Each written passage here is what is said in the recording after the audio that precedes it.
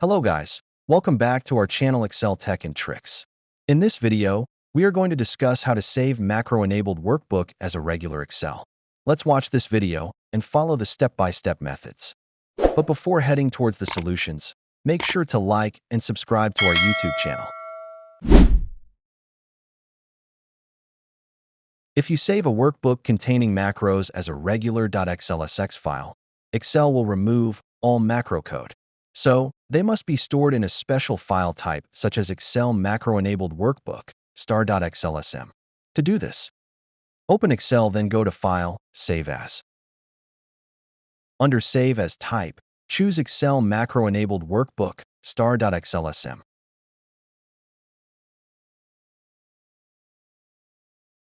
Name your file clearly, for example, monthly_report_tool.xlsm, and click Save. When you save the file, Excel automatically preserves all recorded or written macros in that workbook. MS Excel saves workbooks as XLSX or XLS files by default. If you want to change the default file format to another format, you have to open Microsoft Excel and go to the File tab. Click Export and choose Change File Type.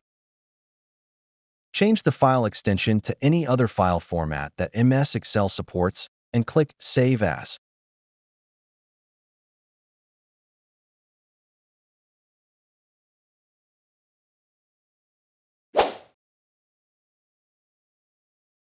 If you are facing any error or issue due to Excel file corruption, then you can download the Excel Repair tool by clicking on the link given in the description box.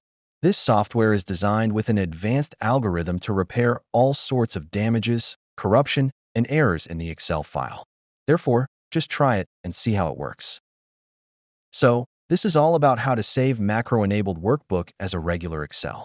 If you found this video useful, then give it a like, share it with other users, and also don't forget to subscribe to our channel to watch more useful videos. Thanks for watching.